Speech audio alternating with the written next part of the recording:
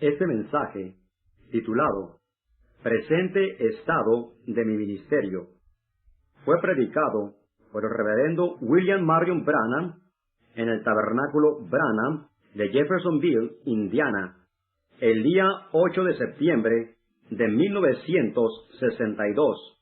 Escuche usted la interpretación al castellano. Estando muy cansado y agotado, hemos tenido mucho compañerismo en todos los lugares, maravillosas reuniones, y les traemos saludos de los cristianos de cada lugar, de punta a punta, de la costa del este y también de la costa oeste y de Canadá. Recibimos una cooperación tremenda de todas las diferentes iglesias denominacionales, de las Asambleas de Dios y de la Iglesia de Dios, Pentecostal Unida, las Cuatro Esquinas y muchas otras organizaciones que también cooperaron e hicieron posibles estas grandes reuniones. Fue un gran éxito dentro de lo que pudiera llamarse hoy éxito, y tal vez muchos lo pudieran llamar grandioso, pero a lo que a mí concierne, yo soy un avivamientista, y el avivamiento, nacionalmente hablando, está ya para terminar. Y nosotros estamos, a mí me gusta ver avivamientos en donde los corazones están en fuego, no el añadir miembros, sino un avivamiento. Nuestro Señor hizo muchos milagros de sanidad en el pueblo y por supuesto muchos fueron salvos. Bien, ya estoy en casa descansando por un tiempecito y después regresaré a ministrar por unas cuantas semanas si el Señor lo permite.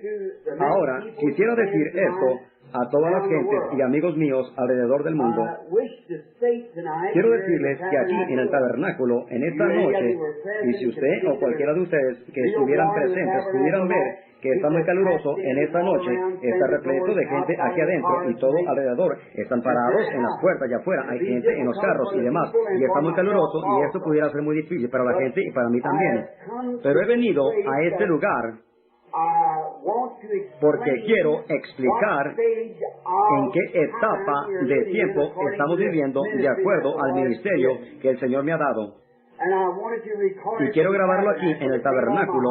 Esto vino a mi corazón desde la primavera pasada, pero esperé hasta que pudiera regresar aquí para grabarlo en cinta y mandárselos a todos ustedes que están dispersos por todo el mundo. Han pasado como 32 años desde que el Señor Jesús, estando como a 137 metros de donde estoy parado en estos momentos, aquí en Jeffersonville, en las calles Octava y Penn, la mañana cuando puse la piedra angular en ese tabernáculo, habiendo sido antes este lugar un pantano. Yo vivía en ese entonces solo al cruzar aquí a mi izquierda. Esto fue antes que me casara. Estaba viviendo con mi padre y con mi madre en ese entonces. Esa mañana en que puse esa piedra angular, el Señor Jesús me despertó muy temprano, como a las 6 en punto.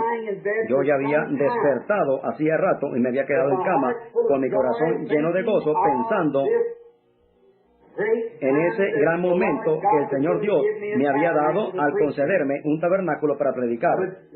Yo era un jovencito en ese entonces, y ese día yo, la muchacha que era mi prometida, la cual iba a ser mi esposa al siguiente año, iba a estar con nosotros ese día que yo iba a poner la piedra angular. Y recuerdo que esa mañana, cuando yo desperté y estando acostado en el cuarto, en el segundo piso, aquí, en la calle Séptima, algo me dijo, ponte de pie. Y yo me levanté y yo vi lo que me pareció un lugar grandioso. Era un lugar como un valle en donde pasaba un río. Y yo llegué al río y entendí que allí era el lugar en donde Juan el Bautista había estado bautizando a la gente y ellos lo habían convertido en un lugar para cerdos. Y yo estaba disgustado diciendo que eso no se debería haber hecho. Y mientras yo estaba allí, una voz me habló y me levantó y miré a ese tabernáculo casi igual a como está hoy día, pero había tanta gente adentro que el tabernáculo estaba atestado más o menos en esta condición que está en estos momentos. Yo estaba feliz, parado detrás del púlpito diciendo, Dios, qué bueno eres tú al darme un tabernáculo. Y en ese tiempo el ángel del Señor me habló y me dijo, pero este no es tu tabernáculo. Y yo le pregunté, entonces Señor, ¿en dónde está mi tabernáculo? Y Él me llevó en el Espíritu otra vez y me dejó en una arboleda. Y allá, a lo lejos de la arboleda, se miraban hileras de árboles del mismo tamaño, como de 4 o 6 metros de altura, y se veían como árboles frutales y estaban plantados en enormes baldes verdes. Y entonces me fijé que a mi mano derecha y a mi mano izquierda había un balde vacío a cada lado. Y dije, ¿para qué son estos? Y él me dijo, son para que tú plantes en ellos. Así que corté un brazo de un árbol que estaba a mi derecha y lo puse en el balde que estaba en mi lado derecho, y un brazo del que estaba a mi mano izquierda y lo puse en el balde que estaba en el lado izquierdo. Y rápidamente todos crecieron hasta llegar al cielo. Y él dijo, extiende tus manos y junta el fruto de ello. Y en una mano cayó una manzana amarilla grande, jugosa y madura. Y en la otra mano cayó una ciruela amarilla, grande, jugosa y madura. Y me dijo, come del fruto de ello porque es placentero. Y yo comí del uno y del otro y estaba muy delicioso. Usted conoce la visión. Está escrita en uno de los libros, creo que es En la historia de mi vida, o un profeta visita África. Y entonces alcé mis manos y estaba gritando, glorificando a Dios, y de pronto esa columna de fuego vino a la cumbre de esos árboles y el trueno tronó y los relámpagos alumbraron y los vientos soplaron muy fuerte, soplando las hojas de los árboles, y miré hacia abajo y ahí estaba la forma de este tabernáculo de la manera que hoy está, y al final, en donde el púlpito estaría, habían 3 árboles y esos 3 árboles tomaron la forma de 3 cruces. Y me fijé que las ciruelas y las manzanas estaban juntas en racimos alrededor de la cruz del medio. Y yo corrí rápidamente, gritando a todo lo que daba mi voz, y caí sobre la cruz, quiero decir, al lado de la cruz, y la abracé, y los vientos empezaron a sacudir, y el fruto de la cruz cayó encima de mí. Y yo estaba tan feliz, regocijándome, y me dijo, come del fruto de ello, porque es placentero. Y entonces, del círculo de fuego salió una voz que dijo, la mies está madura, y los labradores son pocos. Y él me dijo, cuando vuelvas a ti otra vez o salgas de esto, lee Segunda de Timoteo 4. Segunda de Timoteo 4. Y entonces volví en mí, y me quedé allí tallándome la cara y mis manos.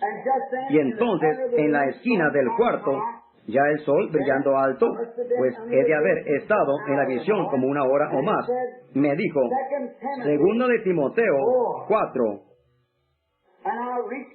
Y tomé la Biblia rápidamente y leí Segunda de Timoteo 4. Quisiera leerla hoy.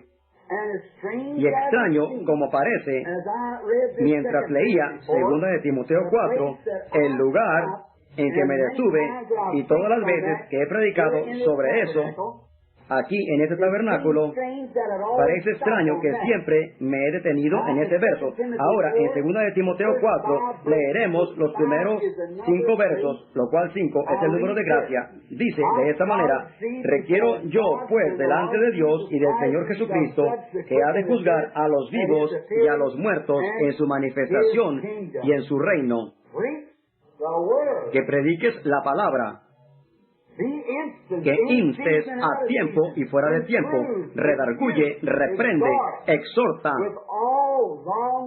con toda paciencia y doctrina, porque vendrá tiempo cuando no sufrirán la sana doctrina. Antes, teniendo comezón de oír, se amontonarán maestros conforme a sus concupiscencias, y apartarán de la verdad sus oídos, y se volverán a las fábulas. Pero tú, vela en todo, soporta las aflicciones, haz la obra de evangelista, cumple tu ministerio. ¿Se había fijado usted? Y yo nunca lo noté hasta este mes de mayo que pasó, que nunca leía más allá de esa escritura.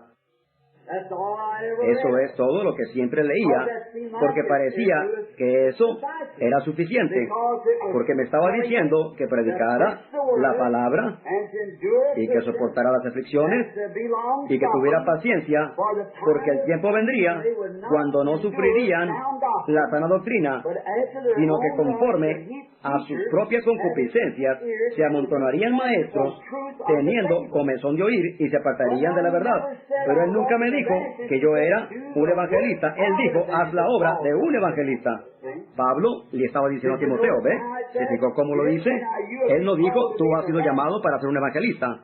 Él dijo, haz la obra de un evangelista. ¿Ve? Así que vemos eso. Ahora, yo diría, con todo mi corazón y con lo mejor de mi entendimiento, que ha sido cumplido a la letra, exactamente, y eso fue hace 30 años.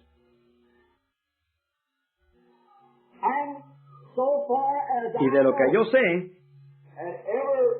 cada visión que Él me ha dado ha sido cumplida, con excepción de una, en la que estoy en un cambio de mi ministerio, en donde yo estoy orando por la gente, en un lugarcito como un cuartito que está dentro de una carpa o un gran auditorio o algo. A mí me pareció como una carpa, ¿recuerda usted eso? Hace como 2 o 3 años de eso, la mayor parte de ella se cumplió, que yo iría a México y de que yo vería esa noche y todo lo que allí sucedería. Y Él me dijo de mi ministerio, del primer jalón. ¿Recuerdan lo referente a la pesca del pequeño pececito que se me fue? El segundo fue un pequeño pez, pero entonces él me dijo, no falles en el tercer jalón, ¿ve? Y me dijo que no lo explicara a la gente. Yo siempre estaba tratando de explicar lo que estaba haciendo. Él me dijo que no le dijera a la gente lo que yo estaba haciendo, solamente tenía que hacer lo que él me había dicho que hiciera y dejarlo así, ¿ve? Pero yo soy ese tipo de persona que no guardo secretos, así que dije todo lo que yo sabía. Me imagino que esto viene de familia. Pero yo amo a la gente, y tanto quiero que la gente sea salva, que trato de decirles todo lo que sé, a menos que sea algo que Él me haya dicho, que no lo diga, por supuesto, para que no vayan a fallar en comprenderlo. ¿Ve? Yo quiero que lo vean tan de cerca para que no haya error. Eso vino a suceder exactamente. Ahora recuerde que la encomienda fue, y si estudiamos eso por un momento, fue, requiero yo, pues, delante de Dios y del Señor Jesucristo, que ha de juzgar a los vivos y a los muertos en su manifestación y en su reino. ¿Ve? Requiero delante de Dios y de Cristo que tú prediques la palabra. Así que aún en esta noche, de lo que yo sé, yo nunca he predicado nada excepto la palabra. ¿Ve? Y me he quedado con ella. Han habido muchos problemas y he pasado por muchas persecuciones y muchas pruebas. Me he tenido que separar de muchos amigos preciosos debido a ese requerimiento. Predica la palabra. Y lo he hecho. ¿Recuerda usted la visión o la pequeña traslación, como yo lo llamaría, que tuve recientemente cuando fui tomado y vi a aquellas gentes y me vi yo mismo recostado aquí en mi cama y vi a todos aquellos millones allá? Yo dije, yo quiero ver a Jesús. Y Él me dijo, Él está más arriba. ¿Ve? Cuando la gente muere, ellos no se van inmediatamente arriba con Dios. Yo estoy seguro que ustedes entienden esto. Tal vez debería explicarlo lo mejor que pueda. ¿Tienen prisa? Entonces tomemos nuestro tiempo y trataré de hacerlo lo más claro que pueda. Ahora, al venir aquí, recordemos que vivimos en 3 dimensiones. No sé si puedan nombrarlas o no. Una de ellas es luz. La otra es materia. Tommy, ¿recuerdas cuál es la tercera? Átomo. Tiempo, correcto. Luz, materia y tiempo. Y nuestros 5 sentidos hacen contacto con esas dimensiones. Nuestra vista hace contacto con la luz. Nuestro tacto hace contacto con la materia y así sucesivamente. Pero a través de la ciencia contactamos la cuarta dimensión tal como es. En este auditorio están atravesando en estos momentos figuras, voces de radio, imágenes que se están viendo en televisión y que nuestros sentidos no lo pueden captar, pero esos aparatos tienen un tubo o un cristal que recoge esas ondas de éter y las hace visibles. Así que ve usted, en este auditorio, en estos momentos, hay acciones vividas de personas en el aire, voces vivas. Están aquí, lo sabemos. Su existencia es absolutamente la verdad. Y la única cosa que usted hace es actuar y sus aparatos lo captan. Yo no entiendo la mecánica de esas cosas que la ciencia ha inventado, pero sabemos que ellos prueban a nosotros que hay una cuarta dimensión. Ahora, la quinta dimensión es en donde está el pecador, el incrédulo que al morirse va allá. La quinta dimensión es algo como, ¿qué diré? La dimensión horrible. Y cuando un cristiano muere, él se va a la sexta dimensión. Y Dios está en la séptima dimensión. Entonces, ve usted, cuando el cristiano muere, él se va bajo el altar de Dios, directamente a la presencia de Dios, bajo el altar, y él está descansando. Para explicar esto mejor, es como cuando un hombre tiene una pesadilla. Él no está completamente dormido, ni tampoco está despierto. Él está entre dormido y despierto, y eso es lo que le produce a él el horrible temblor y el grito de espanto, porque él no está dormido ni está despierto.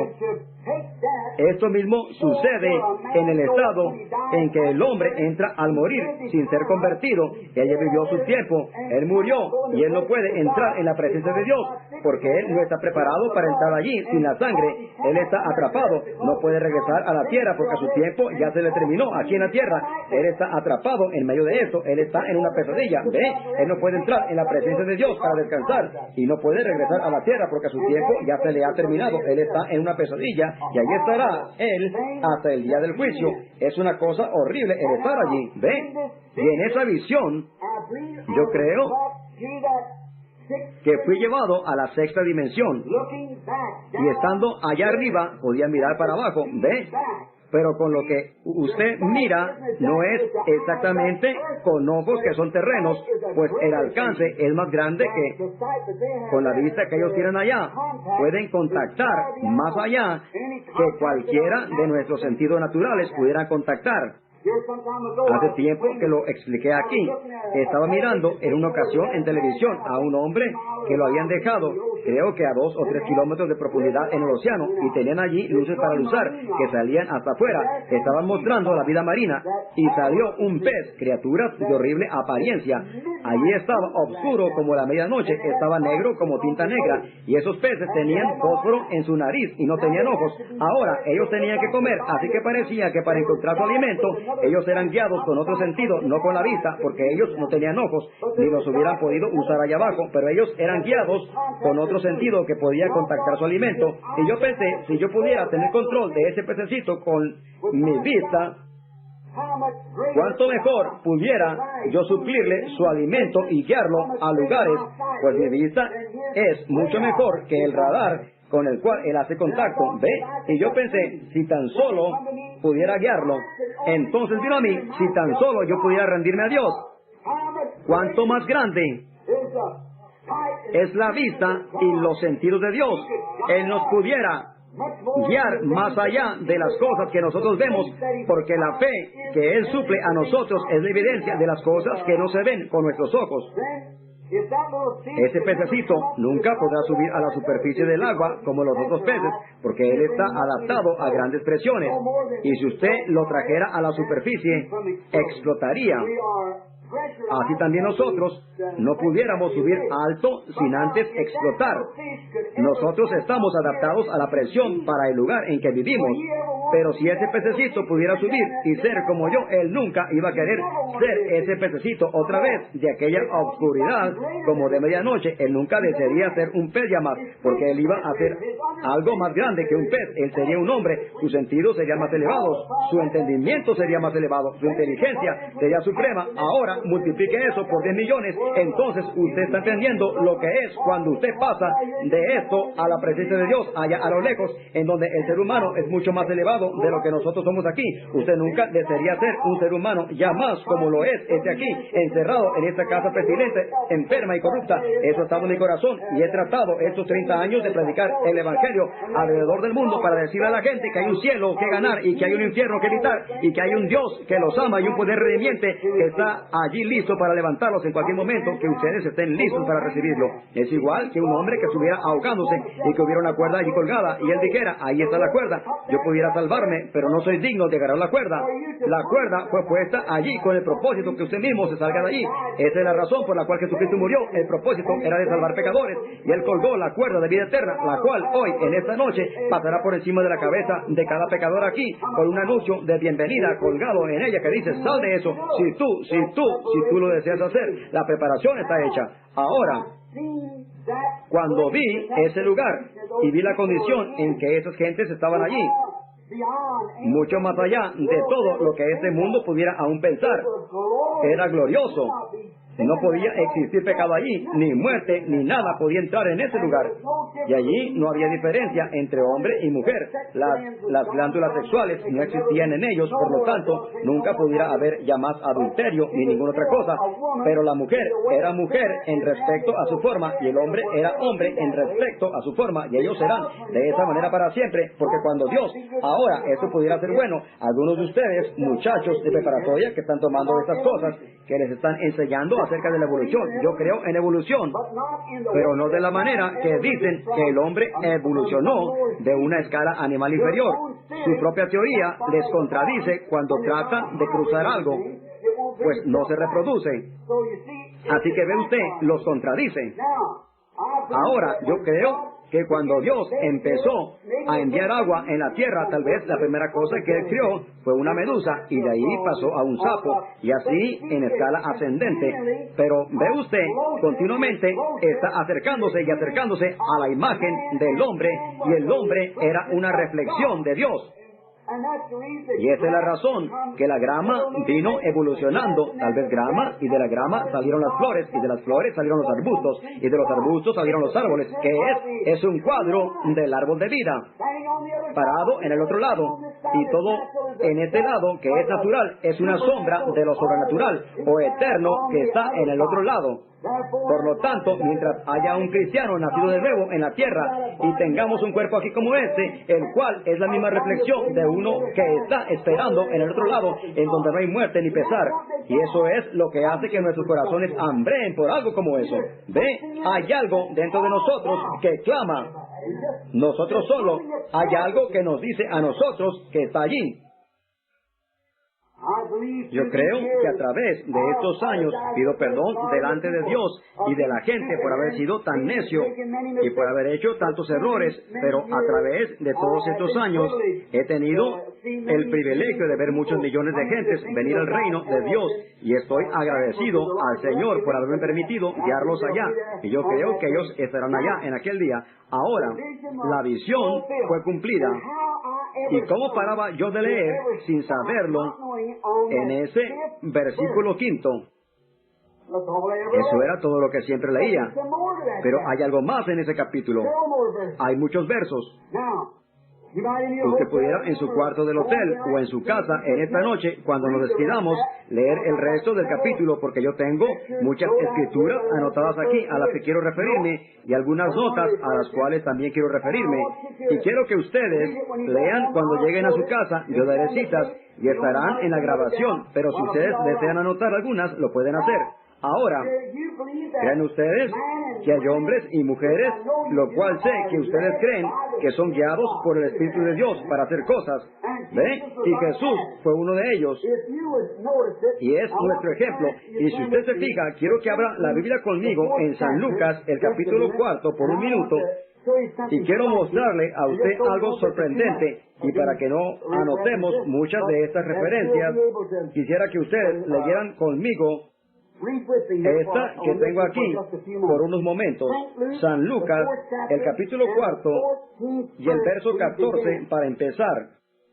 Observe cuidadosamente aquí si usted quiere ver algo suceder. Observe este paralelo, fíjese. Y Jesús volvió en el poder del Espíritu a Galilea. Él volvió en el poder del Espíritu a Galilea y salió la fama de él por toda la tierra de alrededor. Y enseñaba en sus sinagogas y era glorificado de todos.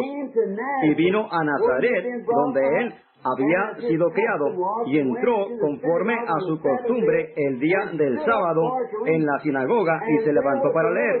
Y fuele dado el libro del profeta Isaías. Y como abrió el libro, halló el lugar donde estaba escrito: el Espíritu del Señor es sobre mí, por cuanto me ha ungido para dar buenas nuevas a los pobres, y me ha enviado para sanar a los quebrantados de corazón y para pregonar a los cautivos libertad y a los ciegos vista, para poner en libertad a los quebrantados y para predicar el año aceptable de nuestro Señor. Y enrollando el libro. Ahora, si usted quiere una referencia de eso, yo la tengo aquí. Espere un momento, si la puedo tomar aquí de la referencia marginal. Si usted se fija, eso también usted lo encontrará en Marcos y en otros lugares diferentes, y también en Isaías 61, 1 y 2. Ahora, no es extraño que él se haya detenido allí. Y el siguiente verso, eso fue lo que estaba aplicado para su primera venida. Y la segunda, el verso siguiente, está aplicado para su segunda venida en juicio. Él terminó allí y cerró el libro. Muchos de ustedes que leen la Biblia de Scofield encontrarán una anotación allí abajo. ¿Ve? Fíjese usted en la anotación que está allí abajo, en Marcos 2, en esa nota, ve, y verá usted que se compara con el mensaje que está citado en Isaías 61, 1 y 2, el incidente de cuando Jesús estaba leyendo la Escritura en donde decía que él tenía que predicar el año aceptable del Señor, y el siguiente verso se refería a su venida y el juicio. ¿Ve? Y ve usted, él se detuvo y no lo leyó. Y yo nunca me di cuenta de eso, que yo siempre terminaba de leer en el quinto verso que dice: porque vendrá tiempo en que ellos no sufrirán la sana doctrina, sino que se amontonarán maestros para ellos mismos, teniendo comezón para oír, y se apartarán de la verdad a fábulas. Pero tú haz la obra de un evangelista, cumple tu ministerio. ¿Ve? Y con la ayuda y la gracia de Dios, yo he tratado de hacer eso. Y quiero que mis amigos, aquí y en todos los lugares en donde las cintas van a ir, sepan que la razón por la cual me he tenido que pararme por la palabra es porque Él me dijo: predica la palabra. Esa es la razón por la cual no me trago ninguno de los credos, ninguna denominación. Es porque yo he sido comisionado de parte de Dios para quedarme con la palabra. Ahora, si alguien más quiere hacer algo más, eso está de parte de ellos. Y si usted se fija en la visión que tuve de mi ministerio, yo nunca crucé esos árboles. Yo nunca hice proselitismo. Yo nunca dije: todos ustedes trinitarios, conviértanse a unitarios, o todos ustedes unitarios, sean trinitarios. Yo los planté en sus propios baldes. Exactamente así. Yo fui con los trinitarios, yo fui con los unitarios, yo estuve con todos y me quedé en medio y nunca me uní a ellos, sino que me quedé en medio permaneciendo como un hermano, exactamente como esa visión dijo que haría. Y he comido el fruto de ambos lados, salvación en ambos lados. Ahora, ¿se fijó usted que hay tanta gente trinitaria sentada aquí como la hay unitaria? Y hay otros tantos diferentes, pero cuán poco usted ha reñido al respecto. Porque si aquella parte de la visión fue verdadera, la otra parte es también verdadera. Ambos frutos se encontraron en la cruz. ¿Ve? Ambos estaban en la cruz. Todos juntos en racimos, y ambos, las ciruelas y las peras, o los duraznos, quiero decir, las ciruelas y las manzanas, cayeron de allí como lluvia sobre mí, los dos frutos. Los dos estaban en la cruz, porque ellos creían en Dios y estaban llenos con el Espíritu Santo y tenían las obras de un cristiano y las señales le seguían. Ahora, la denominación no tiene nada que ver en esto. Es el nuevo nacimiento lo que tiene que ver con esto. Es su experiencia con Dios lo que tiene que ver con esto. Ahora, vemos tanto de eso. Tengo muchas escrituras aquí a las que me gustaría referirme. Tal vez lo haré un poquito después. Pero ahora quiero llevarlo del quinto verso en adelante hasta el 18º. Y para ahorrar tiempo, no las leeré. Ahora, Pablo, empezando otra vez aquí en Timoteo. Si usted se fija cómo él empieza a hablar, es patético. Ahora, si usted se fija, después del 5º verso, dice así: porque yo ya estoy para ser ofrecido y el tiempo de mi partida está cercano. Estaba listo para partir. ¿Ve cómo empieza? Yo tengo... Bien, note estoy listo y mi partida está a la mano. He peleado la buena batalla, he acabado mi carrera, he guardado la fe. Por lo demás, me está guardada la corona de justicia, la cual me dará el Señor, justo juez, en aquel día, y no solo a mí, sino a todos aquellos que aman su venida. Y luego él sigue adelante diciendo: hazme todas estas cosas, como cuáles, que le trajera su capote. Y después él continúa diciendo: Demas me ha desamparado. Ha de haber habido un tiempo en su ministerio, cuando era un joven evangelista, un joven profeta, en que todos estaban con él. Pero ahora, si usted se fija, aquí más abajo, él dice: todos me han desamparado. ¿Por qué? Por la palabra. También Jesús, el joven profeta de Galilea, llegó a un tiempo en que lo dejaron solo. Y todo hombre que se queda con la palabra de Dios llega a un lugar en donde es desechado por el mundo y el mundo religioso. Jesús alimentó 5,000 en un día y después levantaron cestos llenos de lo que sobró, de los 5 panes y los 2 pececillos. Y al día siguiente, creo que fue así, él empezó a traer la palabra y todos ellos empezaron a apartarse de él. Entonces él volteó a sus discípulos y les dijo: ¿también vosotros queréis iros? Aún 70 de sus propios ministros que él había ordenado lo dejaron. Y él pues les dijo a sus discípulos: ¿vosotros también queréis iros? Y entonces fue cuando Pedro habló aquellas notables palabras diciendo: Señor, ¿a dónde iremos? Solamente tú tienes vida eterna. Pero fíjese, la hora llega cuando el tiempo de quedarse solo llega. Y tiene que llegar. Tiene que venir. Aquí tengo algunos profetas y notas a las cuales quiero referirme para probarle a usted que ese tiempo viene. Y ha llegado para mí. No tiene caso que trate de evadirlo. Aquí está. Y ustedes deben de aceptarlo. Ellos no trataron de evitarlo, ellos se pararon y lo aceptaron. Y no se avergonzaron del Evangelio. Si usted se fija, Pablo dice: yo he peleado la buena batalla, he terminado mi carrera, he guardado la fe. Oh, Señor mío. Aquí más abajo dice: he peleado con bestias y fui librado de la boca de los leones. Y las cosas por las que él pasó, Dios fue bueno con él. Pero el tiempo había llegado cuando él iba a partir.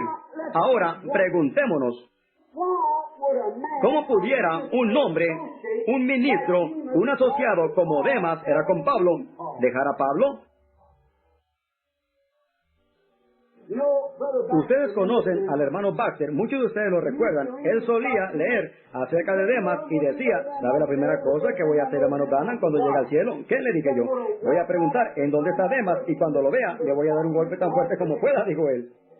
Y él se va a voltear y me va a preguntar: Baxter, ¿por qué haces esto? Y él dijo que le iba a decir: ¿por qué dejaste al pobrecito de Pablo cuando todos lo habían desamparado? Por supuesto, yo me aconsejo que se haga eso. Y no creo que vaya a haber pleitos allá arriba. Yo solamente recordé lo que había dicho el hermano Baxter acerca de eso. Claro, él sentía compasión por Pablo. Bueno, ¿y qué había hecho Pablo? Él había predicado tan fiel como había podido. Y el Espíritu Santo estaba en él. Y cuando él escribió acerca de esas damas que ministraban y cosas como eso, ya me imagino que eso fue una bomba para ellos. Pablo dijo que la mujer permanezca en silencio en las iglesias y no les permito hablar en la congregación. Y ella estaba en la cárcel. ¿Se pudiera usted imaginar lo que algunos obispos han de haber dicho? Ese tipo allá en la cárcel, ¿qué negocio tiene escribiéndonos aquí a nosotros? ¿Ve? Y él tiene a Timoteo, un bebedor de vino con él. Así que él está aquí ahora. Ese que está supliendo vino a Timoteo. Él está aquí en la cárcel escribiendo, diciéndonos lo que el Espíritu Espíritu Santo debería de decirnos a nosotros. Pero él dijo esto, ¿qué diré? ¿Salió la palabra de Dios de ustedes? ¿O vino a mí únicamente? Si algún hombre piensa ser espiritual o profeta, que reconozca que lo que yo he escrito es mandamiento del Señor. Ve, el tiempo viene, amigos. Y quiero que la gente en todas partes a donde van las cintas recuerden que el tiempo de separación tiene que venir. Tiene que venir. Yo no sé cuán lejos estoy del final del camino. Yo no sé. Eso depende de Dios. Yo no sé cómo será mañana y quién. Yo no sé qué es lo que detiene, pero sí sé quién lo está controlando. Así que allí en eso es en donde mi fe es edificada. Ahora, yo me imagino que Demas no dejó a Pablo y empezó a ir a Cabaret. Yo no me imagino a Demas hacer eso, porque Demas era un hombre lleno del Espíritu. Él era una gran ayuda. Si usted lee alguna vez la historia de Demas, verá que él era un predicador notable, un hombre culto y fino, altamente educado y pulido. Era un hombre inteligente. Pero ¿por qué desampararía a Pablo? Esa es la cosa. ¿Qué fue lo que hizo que él dejara a Pablo? Yo no creo que él quería ir a los cabarets o hacer otras cosas, pero yo creo que era Dios separando a Pablo. Me imagino a Demas. Tomemos unos pensamientos de Demas. El otro día estaba sentado en la falda de la colina, como al amanecer, preguntándome, ¿por qué Demas dejaría a Pablo? ¿Por qué dejaría a ese pobrecito predicador que lo había guiado al Señor? Al hombre que pastoreó el avivamiento entre los gentiles. Un profeta en verdad. Nadie podía decir otra cosa, sino que él era un profeta. Él era más que un profeta, él era un apóstol. Y un grande y poderoso apóstol de los gentiles. Y Demas se había asociado con Pablo. Había tenido compañerismo y había visto el Espíritu de Dios moverse en ese hombre. ¿Y por qué voltearía su espalda a una persona como esa, que había sido vindicada como un siervo de Cristo? ¿Se fijó lo que Pablo dice aquí? Amando a este siglo. Ahora, yo no pienso que Demas se regresó al mundo. Yo no creo que él hizo eso. Pero lo que sí creo es que él cogió una opinión errónea de Pablo. Ahora, Demas venía de una familia rica y él era opulento. Y el dinero algunas veces significa religión para una persona. Como dicen allá en California, si tú no tienes 3 Cadillacs, no eres espiritual. Así que quiere decir que no tienes éxito. Si tú no tienes la iglesia más fina que hay en la ciudad, la gente no va. Es casi de la misma manera aquí. Eso lo prueba. Tú tienes que tener la iglesia más fina en todo el país. O si no, ellos dicen, oh, ¿tú quieres decirme que te uniste con un pequeño bonche como ese? ¿Sabe usted que nuestro Señor no tenía un lugar en donde recostar su cabeza? ¿Sabe usted que solamente Él tenía un solo vestuario? ¿Ve? Él era el tipo de persona que era echado a un lado y no tenía lugar en donde recostar su cabeza. Pero ellos pudieron haber pensado la misma cosa acerca de él y lo pensaron. Ahora, yo creo que Demas vio una falla aparentemente en el ministerio de Pablo. Yo pienso que él pensó que el pobre Pablo estaba acabado para Dios. Ahora, él pensó que para que una persona pudiera sacarse sus ojos para dárselos a Pablo, Pablo dijo eso. Les dijo, ustedes se hubieran sacado sus ojos para dármelos a mí, porque Pablo tenía sus ojos enfermos. Creemos porque él dijo, les he escrito con grandes letras. Él dijo grandes letras, y yo revisé el diccionario y decía con grandes letras. Él estaba en una prisión en Roma. Algo andaba mal, pues él dijo que sus ojos le habían estado molestando desde que había tenido la visión celestial. Así que él, la gente, se hubiera sacado sus ojos. ¿Ve? Y Pablo sufría, sus ojos le estaban molestando. Él estaba sufriendo, y él le había pedido al Señor que lo sanara. En 3 ocasiones, Pablo aún decía, y para que no me exalte más allá de la abundancia de la revelación, se me envió un mensajero del diablo para que me abofetee. Ahora, él pudiera en ocasiones haberse sentido muy bien, y entonces ese mensajero lo atacaba, se volvía a sentir bien y lo atacaba de nuevo. ¿Ve usted? Pablo tenía un ministerio más grande que todo el resto de los apóstoles puestos juntos. Algunos de ellos pudieron haber dicho, bueno, yo caminé con Jesús, pero también el hombre común y corriente caminó con él cuando él anduvo aquí. Pero Pablo lo vio en la columna de fuego después de que él había muerto, sepultado y ascendido a los cielos y regresado otra vez. Y fue cuando llamó a Pablo. ¿Ve? Ve, en el camino rumbo a Damasco, Pablo tenía un ministerio más grande que el de Mateo, Marcos, Lucas o cualquiera de los otros. Él estaba mucho más allá que ellos, y él dijo, no vaya a ser que me exalte y diga, ustedes hermanos no saben nada al respecto. Yo he visto al Señor después de su resurrección. Bien, tal vez dirían ellos, nosotros caminamos con Él, pero también toda esa gente por toda Galilea y Nazaret y a través de todo el país, todos ellos caminaron con Él. Pero ve usted, Pablo había hablado con Él y lo había visto en la forma que Él era antes que fuera hecho carne, ¿ve? Y Él comisionó a Pablo en ese estado. Cuando Él estaba en esa luz, Él comisionó a Pablo. Y Pablo lo había visto a Él. Así que Él dijo, y para que no me exalte y me sienta un poquito más alto que algunos de ustedes hermanos, se me ha dado un mensajero del diablo para que me mantenga humillado. Y Él dijo, y le he pedido al Señor 3 veces que me lo quite. Y Él me respondió, Saulo, quiero decir Pablo, bástate mi gracia. Y luego Pablo dijo, me gloriaré en mis debilidades, porque cuando yo soy débil, entonces soy fuerte. ¿Ve? Yo me gloriaré en Él. Ahora, ¿se fijó usted? Un hombre que tenía un ministerio más grande que el resto de todos ellos y había estado en el campo. Pablo, con el ministerio más grande que el resto de ellos, aquel que había visto a Jesús en la columna de fuego y le había comisionado para que hiciera lo que hizo y fue vindicado por el mismo Dios, por el mismo poder, con señales y prodigios indubitables, y era tan pobre que únicamente tenía un capote. Y le predicaba a un bonche de gente que se hubieran sacado sus ojos, y algunos de ellos eran millonarios. Y Pablo tenía solo un capote, y le dijo, tráeme el capote, se está poniendo frío aquí. Él estaba en una región montañosa y solamente tenía un capote. Y para además, un hombre de alta categoría, un hombre de gran calibre, culto, educado, un hombre rico que tenía muchos cambios de ropa, ha de haber dicho, algo anda mal con ese hombre. Pues teniendo tantos amigos que pudieran sacarse sus ojos para dárselos a él, está tan pobre que solamente tiene un solo capote. Algo anda mal con Pablo. Y usted sabe, ese espíritu nunca deja el mundo. Todavía la gente piensa así. El dinero no es Dios. Solamente hay un Dios. ¿Ve? Pero la gente piensa que porque usted tiene un gran ministerio, usted debería poseer todo esto y lo otro, todas estas grandes cosas, grandes escuelas, y el gran fulano de tal. Dios no le idea en esas cosas. O a lo menos, esa ha sido mi opinión.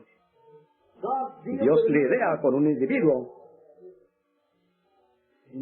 Él nunca nos ordenó a ir a hacer estas cosas. Pero aquí Pablo, con un capote, le decía a Timoteo que se lo trajera porque se estaba poniendo frío. Un hombre que tenía un ministerio que predicaba a decenas de miles, como Pablo lo hizo, un ministerio que podía hacer toda clase de milagros, que había visto a Jesús en la columna de fuego, que fue comisionado por él, y con todo eso tenía solamente un capote. Además dijo, yo me aparto de un hombre como ese. Ahora, cuando él estaba predicando en Troas, nos dimos cuenta que allí había un hombre que era calderero. Y él era un barbaján de primera. Él odiaba a los cristianos. Y le hizo a Pablo todo lo que pudo hacerle. Lo puso en la cárcel y aún Pablo previno a Timoteo de la misma cosa. Cuídate de ese hombre. Y ahí estaba Demas. Oh, Dios, permite que la gente lo oiga. Ahí estaba Demas parado a un lado de un hombre que cegó a un hombre por ponerse a disputar con él. Ahora, ustedes predicadores de la Iglesia de Cristo, esto les incumbe a ustedes. Una vez alguien me dijo, hazme ciego, hazme ciego. Tú tienes el Espíritu Santo, hazme ciego. Usted ya está ciego, le dije yo. ¿Ve? Ahora, ¿por qué Pablo? Ya solo un vestuario. Entonces, ¿por qué las riquezas y el mucho dinero y cosas significan tanto para la gente hoy día? Ahora fíjese. Y él tenía tanto poder que cualquiera que estuviera en contra de lo que él predicaba, él se podía voltear y decirle, tú estarás ciego por un tiempo. Y el hombre quedaba ciego. Y aquí estaba un calderero haciéndole 10 veces más daño que el otro hombre le hizo, y todavía así lo dejó pasar. Demas ha de haber pensado, bueno, ve, ya está acabado el hombre, ya perdió su ministerio. No, él no había perdido su ministerio de ninguna manera. Dios no hace las cosas así. Dios no da como el indio. Sí. Fíjese ahora. Pablo estaba en la condición como estuvo Elías. Elías el profeta fue al monte Carmelo por mandato de Dios y pidió que fuego cayera del cielo. Y cayó. Y pidió por lluvia, y la lluvia vino. Y entonces fue comisionado por el mensaje de Dios y mató 400 sacerdotes. Les cortó la cabeza y las echó a rodar desde arriba del monte. Y después corrió a la amenaza de una mujer. Una mujercita hipócrita. Ella era una infiel. Jezabel. Esta mujercita, la cual era la llave maestra de todo lo que pasaba. Ella era la que lo estaba causando. Hubiera parecido como si él hubiera puesto primeramente a ella en su lugar, pero Dios tiene manera de hacer cosas y sus siervos únicamente obran de acuerdo a la voluntad de Dios. ¿Quiero lo ven, amigos? Que usted tiene que moverse de acuerdo a la manera que Dios se mueve. ¿Cuántas veces me he sentado y aconsejado hermanos y quisiera levantarme y estrecharles su mano y decirles, hermano, eso no tiene nada que ver, sigamos siendo hermanos? ¿Cómo puedo hacer eso y guardar mi comisión? ¿Predica la palabra? Ellos no quieren hacer eso. Yo he estado entre ministros que me han dicho, hermano Branham, mi tía está aquí, yo sé que tú eres un profeta enviado de Dios, ve y restaura su vista. Si yo pudiera lo haría, pero no puedo hacerlo hasta que él me diga que lo haga. ¿Ve? Nadie podía hacerlo. Elías no podía hacerlo. Ningún otro podía hacerlo. Ahora, hemos visto que Pablo, Demas, predicando con Pablo, había visto a Pablo ver allí a un hombre inválido y decirle, percibo que tú tienes fe para ser sano, ponte en sus pies, que Jesucristo está sanado. Él lo había visto a él sanar al enfermo. Y no podía hacer nada con su amigo Teófilo, que estaba enfermo. Pablo perdió su ministerio. Eso fue lo que Demas ha de haber pensado. ¿Por qué él, si él tenía un don de sanidad, por qué no fue allá y sanó a su amigo que se había mantenido tan fielmente a su lado? Pablo dijo, lo he dejado ahí enfermo y no tengo con qué cubrirme, quiero que me traigas el capote contigo. Y ten cuidado con ese calderero, él arruinó el servicio en la ciudad, tuve que dejar la ciudad, me puso en la cárcel. Ya me imagino, además de decir, ¿qué clase de predicador vino a ser? ¿Ve? Y hermano, hay muchos de esos espíritus de Demas en el mundo hoy. No saben lo que es. ¿Ve? Es en vano tratar de explicárselos a ellos porque no lo entienden de todas maneras. ¿Ve? Un siervo de Cristo sigue las huellas. Uno de nuestros diáconos aquí, yo no sé si él está aquí o no, en esta noche su nombre es Tony Sable, por lo general él siempre está aquí. Y no hace mucho tiempo que él vino a mí y me dijo que había tenido un sueño. Tuvo un sueño, me dijo, un sueño curioso. Él dijo, soñé que estaba buscando el camino para el cielo y vi a un hombre que venía con una bata negra puesta y que estaba leyendo un libro. Me acerqué a este hombre, dijo él, y le pregunté, ¿cuál es el camino al cielo? Y él me contestó, pregúntale al hombre que está adelante de mí. Y ese hombre era un pastor de una iglesia a la que él había asistido antes. Él siguió un poquito más adelante y encontró a otro hombre que tenía puesta una bata negra y que estaba cantando himnos mientras caminaba. Y ese era otro pastor. Ambos pastores son amigos personales míos. Y él dijo, un fino hombre. Y él le preguntó, ¿qué camino tomo para llegar a la cima de esa montaña? Y él respondió, ven aquí. Dijo, ¿ves parado allá, en la cumbre de la montaña, a ese pequeño hombrecito? Sí, le dije yo. Y dijo que allá estaba parado un hombre vestido con pantalones de trabajo y con uno de esos sombreritos de vaquero. Alguien aquí en Kentucky dijo, hablando acerca de mí, estando parado allá arriba, dijo, ese hombre parece todo menos un predicador. Pareciera ser como un granjero o algo así, pero usted sabe, no es como uno se ve. Y dijo que era yo el que estaba allá arriba, y subió a la montaña hasta que llegó hasta donde yo estaba, y yo lo tomé por el brazo y lo llevé más arriba hasta que llegué hasta la cima de la montaña, y entre nosotros estaba un desierto para ser atravesado. Y yo le dije a él, Tony, tengo que dejarte aquí, pues tú debes de caminar esto por ti mismo. Y él me dijo, hermano Branham, ¿qué voy a hacer de aquí en adelante?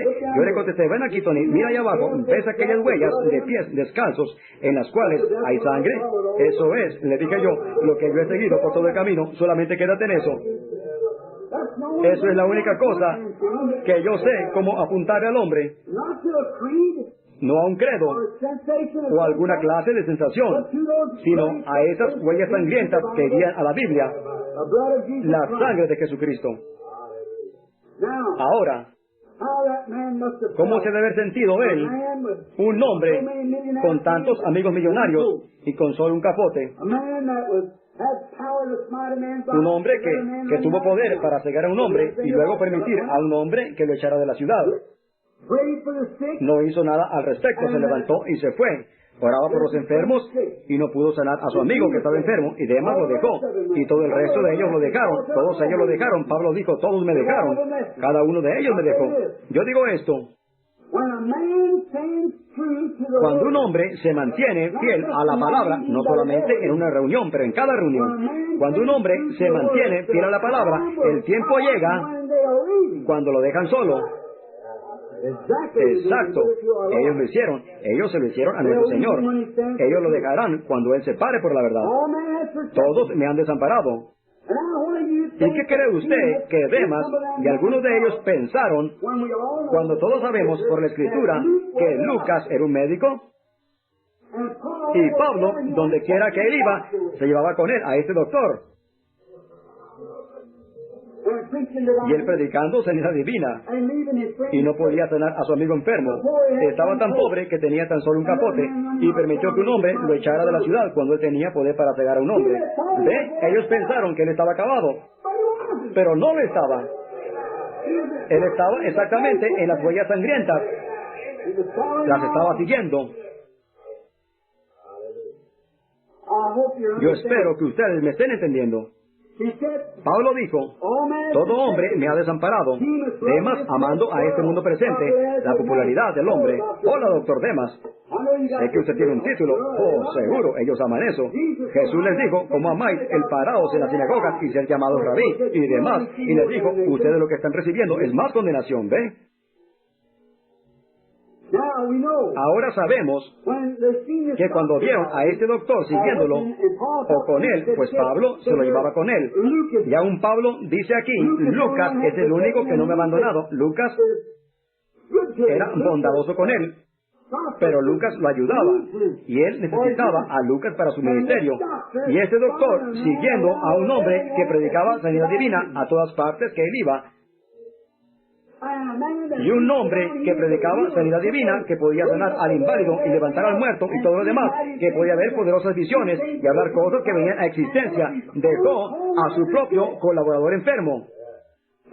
Él pudiera haber tenido $1 millón y haber construido edificios con valor de decenas de miles de dólares y grandes escuelas y cosas como esas, y no tenía más que un capote para cubrirse su espalda. Además dijo, yo no me voy a asociar con un tipo como ese, es una persona de clase baja, me voy a ir con los hermanos denominacionales, voy a ir a donde yo sea alguien. Ahora, si se pudiera hacer lo que decía Baxter, a mí me hubiera gustado ir a reclamarle a Demas también, después que Baxter hubiera terminado con él, ¿ve? Por haber dejado a ese hombre estando en esa condición. Él debió haberse quedado al lado de él. Pablo fue el que lo vio a Cristo, pero ve usted, eso no es conocer el Espíritu, pero conocer el Espíritu es conocer cuál es la voluntad de Dios, y luego hacerla, ¿ve? Pero ellos lo dejaron en aquella condición, lo dejaron. Todos me han desamparado. No dejo de pensar en esto, que un siervo que se mantiene fiel a la palabra, tarde o temprano, recuerde, la gente lo va a desamparar. Ahora, queremos enfatizar esto solo por unos pocos momentos, no lo retendré por mucho tiempo, porque quiero que estén aquí mañana. Siempre que un siervo de Dios se mantiene fiel a la palabra, todos lo desamparan. Ahora, lo tome de donde usted quiera, siempre que en la Biblia o en la historia, que un hombre se mantenía fiel, no importa cuán popular él hubiera sido, cuando él permanecía fiel a la palabra, el tiempo venía cuando los religiosos del mundo lo desamparaban y lo separaban. Ahora, léalo usted en la Biblia, desde Génesis hasta el libro de Apocalipsis. Tome el preconcilio de Nicea y lléveselo hasta los padres de Nicea y verá que cada hombre, cada santo, cada profeta, cada verdadero siervo de Dios que se quedó con la palabra fue desamparado por la cosa eclesiástica y echado afuera. Y Pablo fue uno de ellos. Y si hubiera uno hoy día, sería la misma cosa. Es exactamente la verdad. Usted tiene que llegar a ese lugar. Tiene que venir. Ellos piensan que un hombre que tuviera un ministerio como ese debería tener al mundo debajo de su dedo. Debería, pero ellos no vienen a ponerse debajo de su dedo. ¿Ve? Pero un hombre como ese no pondría un ministerio, un mundo debajo de su dedo. Él lo pondría debajo del dedo de su maestro, porque él no está aquí para representarse a él mismo, sino que él está representando a su maestro. Usted sabe, el hombre trata de obtener honor uno del otro, y ellos se honran uno al otro, pero deshonran a Dios haciendo eso. ¿Ve? Tratamos y hacemos grandes personajes entre nosotros, cuando no somos ni grandes ni pequeños personajes. Todos somos pequeños, solamente hay uno grande entre nosotros, y ese es nuestro Señor. ¿Ve? Y hacemos nuestras organizaciones más grandes que Dios. La gran iglesia santa de esto, de eso o de lo otro, los grandes obispos santos y demás. No hay tales cosas como esas. Eso es honra de hombre. Solamente hay uno santo, y ese es Dios. Y el Espíritu Santo, el cual es Dios, está entre nosotros. No es que nosotros seamos santos, es el Espíritu Santo que está en nosotros. Y cuando vemos las obras, no somos nosotros haciéndolas, es el Espíritu Santo. Jesús dijo, no soy yo el que hace las obras, es mi Padre. Él mora en mí, y Él es el que hace las obras. Y no es el hombre el que las está haciendo. Muy bien. Hemos encontrado verdaderos siervos a través del tiempo. Ahora, aquí está la cosa que quiero enfatizar por unos momentos. Ahora, es generalmente en un tiempo como ese, cuando el hombre que se ha quedado fiel a la palabra, todos los hombres lo desamparan hasta que Dios entra en defensa de esa persona y corona su ministerio. ¿Ve? Correcto. ¡Qué consolación! Una consolación que está edificada en la promesa de la palabra de Dios. No importa lo que el mundo diga, lo que el mundo haga, esas no son nuestras esperanzas. Ellas no están edificadas en lo que el mundo está haciendo. Ese himno es muy bonito. Quisiera poder cantarlo. Yo siempre quise cantarlo. ¿Ve? Dice así: los que esperan en Jehová, sus fuerzas renovarán. Alzarán sus alas como águilas. Correrán y no se cansarán, andarán y no desmayarán. Enséñame, Señor, a esperar. Enséñame, Señor, a esperar en oración. Me gusta eso. Y en tu tiempo, tú contestarás mi oración. Enséñame a no descansar en lo que otros hacen, sino solamente esperar en oración por la respuesta que viene de ti. Eso es. Ese es el siervo verdadero que espera por el turno de su maestro. Sabiendo esto, que la Escritura no puede fallar a pesar de lo que suceda. La Escritura tiene que permanecer verdadera. En un tiempo como ese, es cuando Dios generalmente viene a ayudarlos. Miremos a Elías, cuando él había sido desamparado. ¿Por qué? Porque él se había quedado fiel a la palabra.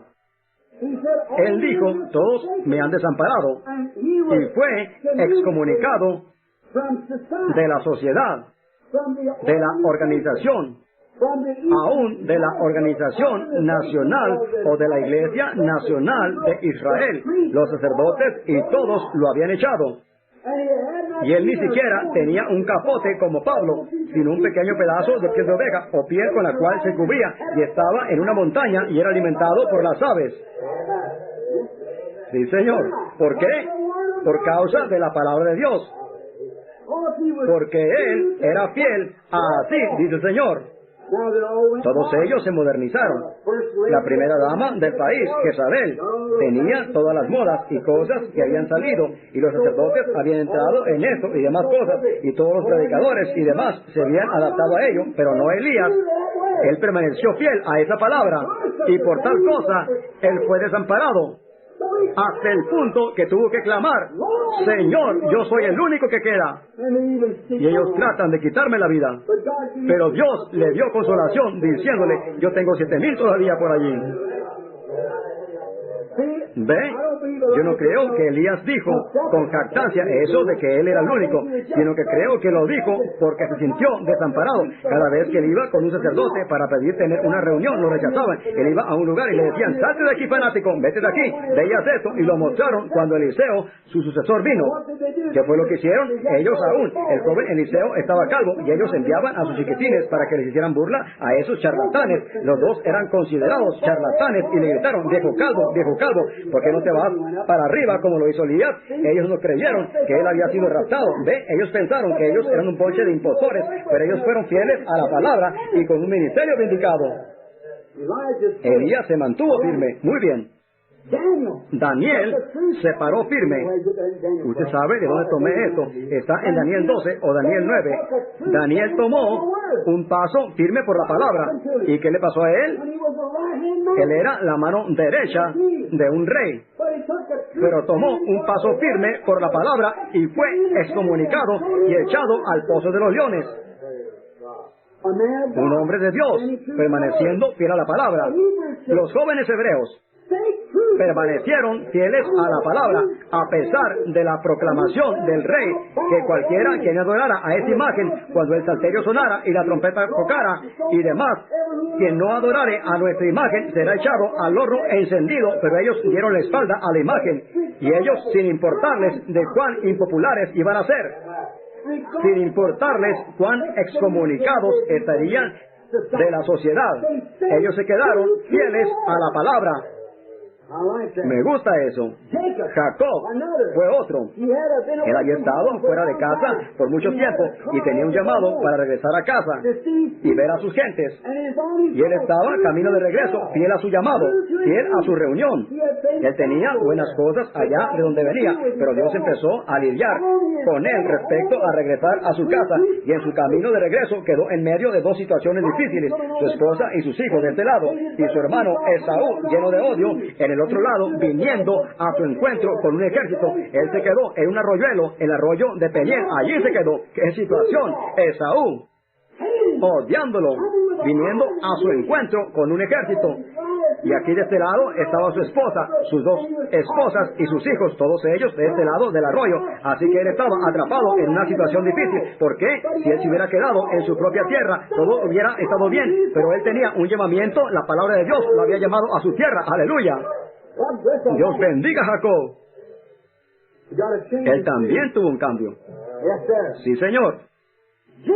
Jesús, fiel a la palabra del Padre, decía, yo solamente hago lo que el Padre me dice.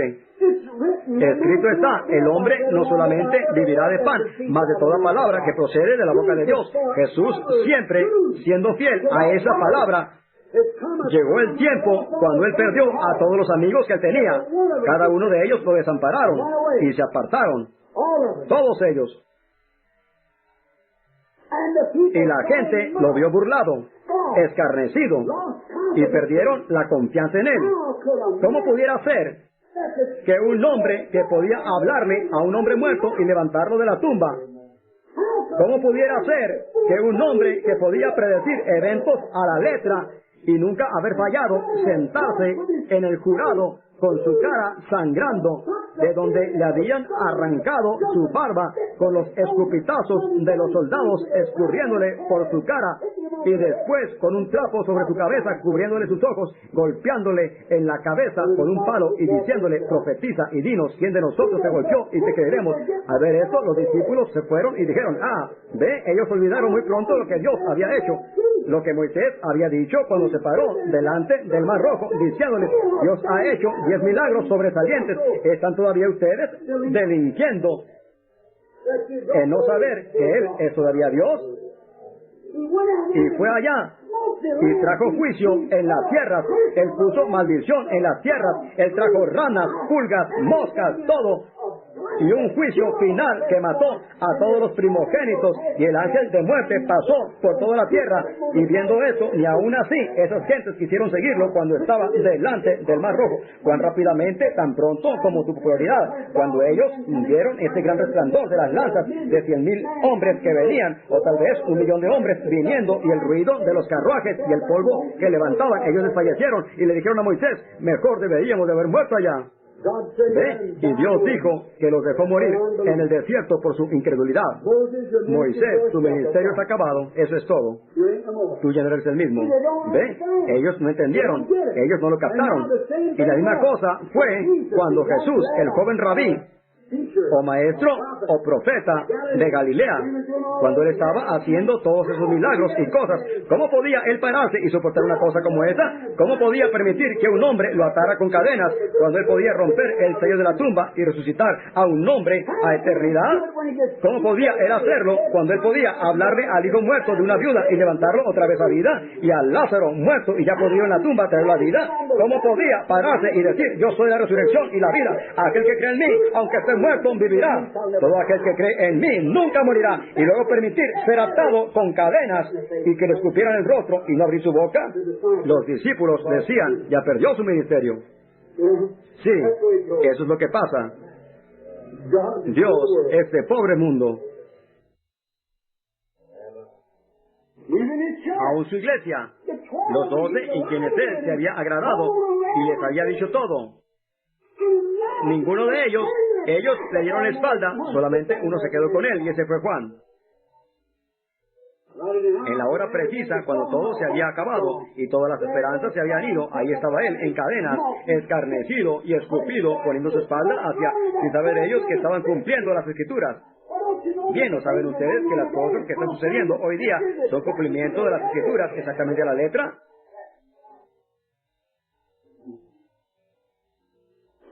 ¿Por qué la gente permite? ¿Por qué dicen estas cosas? ¿Por qué las denominaciones se enfurecen? Porque hacen eso. Está escrito en las Escrituras que lo harán. Entrarán en ello y lo harán, ciegos, sin saber lo que están haciendo. ¿Usted cree que Judas sabía que él estaba jugando el papel de Judas? ¿Usted cree que Faraón sabía que él estaba jugando ese papel y que Dios lo había levantado para ese propósito? ¿Usted cree que Saúl hubiera hecho las cosas que él hizo? Seguramente que no. Él dijo: tienen ojos y no pueden ver, oídos y no pueden oír. Pero fíjese, la Escritura se está desenvolviendo. Ve, estamos en el tiempo del fin. Tiene que ser de esta manera. Ahora, su iglesia lo abandonó. Todo hombre y naturaleza lo desamparó. Hablando de alguien que ha sido desamparado, Pablo no fue desamparado al extremo que él lo fue. Aún la misma creación que él había creado lo desamparó. La luna y las estrellas y el sol y todo. Dios y todo. Hombre, Dios y naturaleza y todo lo desamparó. Nadie se quedó allí. Él murió solo. ¿Había perdido su ministerio? Él estaba cumpliendo su ministerio, no perdiéndolo. Esto va con él. Esa es la cosa que sucede. Eso tiene que ir con él. Ahora, todos lo abandonaron. Pero fue en ese tiempo cuando Dios entró en escena. Porque cualquier hombre que conoce la palabra se quedará con la palabra, sabiendo que la palabra es Dios. ¿Ve? Y la palabra tiene que revelarse por sí misma. La palabra infalible debe revelarse por sí misma. Tiene que, porque la palabra es Dios. Y si ella obró en otros a través de todas las edades, obrará de la misma manera hoy día, porque Él es Dios. Nunca se olvide de esto. Porque Jesús sabía que Él era la plenitud de la palabra. Él no solamente era un profeta, Él era Dios mismo, Él era la palabra. Esa fue la razón por la cual no solo el hombre lo desamparó, sino también la naturaleza lo desamparó, toda la creación lo desamparó, todo, las estrellas, la luna, no emitieron su luz cuando Él murió. Todo lo desamparó a Él. ¿Ve? Porque Él era el creador de todas las cosas. Él estaba en el mundo y el mundo fue hecho por Él y el mundo no le conoció. ¿Ve? Él era el creador de todas las cosas.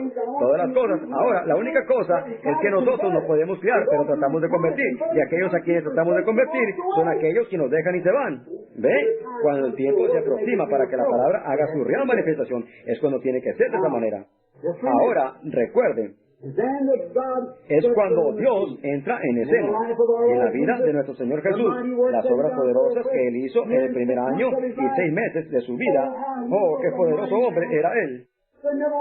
No había habido nadie como Él en la tierra, nunca ha habido desde entonces y nunca habrá después de Él. ¿Pero qué sucedió? Él recibió más burla que ninguno, más que todos los demás puestos juntos. Fue insultado por la naturaleza, insultado por la creación, insultado por todo, porque estaban en una condición pervertida. Esa es la razón que el corazón de los hombres se burla del verdadero siervo de Dios, porque está pervertido. La naturaleza está pervertida.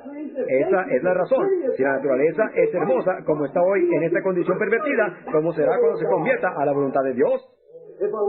Si la tierra da uvas que se necesitan a 2 hombres para que las carguen, y esto es, en una tierra pervertida, ¿qué será cuando se convierta a Dios? Cristo viene, el desierto florecerá como una rosa, habrá una conversión, y los lugares secos se convertirán en manantiales, y la tierra florecerá y dará su fruto. Oh, qué día va a ser ese. Y cuando los corazones de los hombres sean convertidos a corazones de hombres santos, y están haciendo sus escogimientos hoy, vivirán en ese lugar. Amén. Y en esa hora oscura, las rocas hendiéndose por la mitad y los cielos en tinieblas, dijo el poeta: mi Salvador inclinó su cabeza y murió. El velo abierto reveló el camino a los gozos celestiales y al día sin fin. Él tuvo que hacer eso con el fin de establecer un camino para nosotros. Correcto. Pero ¿qué hizo Dios? Él fue fiel a la palabra y abrazó la cruz. Pero eso fue el fin de su ministerio. Su ministerio se había terminado. Dios lo coronó con la corona más grande que jamás alguien pudiera ser coronado. Él lo coronó con la mañana de resurrección. En la resurrección, Él coronó el ministerio de nuestro Señor Jesús. Él lo levantó de los muertos y está vivo para siempre. Él no estaba acabado, porque todos los hombres lo dejaron. Él fue coronado. Sí, Señor. Sí, Señor. Él fue coronado porque estaba en esa condición. Había sido desamparado y Él debía hacer eso para levantarlo de los muertos. Lo mismo sucedió con Elías. Hablamos de él hace unos momentos. Elías, ese pobre profeta quebrantado que estaba allá en el desierto, que tenía que ser alimentado por lo que los pájaros le trajeran, y su cuerpecito de matiz café, delgado y agotado, con su botijita de aceite colgándole a un lado, todo barbón, y su cabeza probablemente sin pelo y tostada por el sol, caminando con la ayuda de un palo, pero allá en lo profundo de ese corazón de anciano latía el Espíritu de Dios. Pero cuando Dios vio a su ancianito sirviente cansado, ya en su fin, que todo lo había desamparado y todo lo demás, lo abandonó él. Él envió una carroza para recoger a su sirviente ya cansado y le dijo: no tienes ni siquiera que caminar hacia arriba como el otro lo hizo, yo te voy a llevar al hogar en una carroza. Correcto. Él coronó su ministerio con un viaje al hogar en una carroza. Eso no está tan mal, usted sabe, sí. Sí, él no tuvo que caminar al hogar. Él le envió una carroza y lo recogió porque estaba cansado. Me gusta eso. Amén. Pobre siervo, ancianito y cansado. Él lo recogió y se lo llevó al hogar. Y en ese tiempo, cuando Daniel se paró tan fiel a Dios, ellos dijeron: ese hombre, tú sabes, una vez fue un gran personaje aquí en este reino. Él ha interpretado toda clase de cosas. Él reunió a los adivinos y les enseñó cosas, y les enseñó a los medos persas. Pero bajo el reino de Darío fue Daniel quien se mantuvo fiel a Dios. Fue Daniel quien se sostuvo con la palabra de Dios y no se mezcló con nadie más. Entonces el crítico dijo: bien, su ministerio se terminó, porque leí en el periódico local que lo iban a echar al pozo de los leones en unos días. Va a ir a la prisión federal o algo así. ¿Ve usted? Lo vamos a echar al pozo de los leones. ¿Pero qué hizo Dios? Dios selló su ministerio con un cambio del corazón del rey, tanto que envió a cada lengua, a gente por todo el mundo, que cada hombre debería temer al Dios de Daniel, porque Él era un Dios que podía librar. Amén. Así que, ¿ve usted? Es en ese tiempo cuando el hombre desampara al hombre, a los siervos de Dios que se quedan fieles a la palabra, que Dios sella sus ministerios con un tiempo de coronamiento. Sí, fueron los jóvenes hebreos bajo el reino de Nabucodonosor. Cuando ellos rehusaron adorar a la imagen, ellos se quedaron fieles a Dios, porque la palabra de Dios dice, no te inclines delante de ninguna imagen para adorarle. Ellos permanecieron fieles a la palabra, y eso estaba en el periódico local, en las noticias, todo lo concerniente a eso, todo lo que sucedía en esos días. Ellos tenían medios para esparcir las noticias, no en una imprenta periodística, por supuesto que no, yo solamente lo decía para que tú tuvieras una idea, pero fue en esos días cuando iban a quemarlo en un horno que había sido encendido 7 veces más. Días antes de eso habían estado echando todo el material en el horno y se puso tan caliente que estaba 7 veces más caliente. Lo sobrecalentaron 7 veces más, tan caliente así que el calor lo hubiera consumido si usted se hubiera acercado como 90 metros de distancia. Pero los jóvenes hebreos fueron echados al horno encendido y salieron de él ni aún siquiera oliendo a humo. Y Nabucodonosor dijo, cada hombre que falte en adoración a este Dios, que sus hijos y él sean muertos y su casa sea quemada y sea convertida en un muladar. Correcto. ¿Ve? Ellos tuvieron un avivamiento mundial porque fueron verdaderos a la palabra. Eso fue lo que sucedió. Sí, Señor.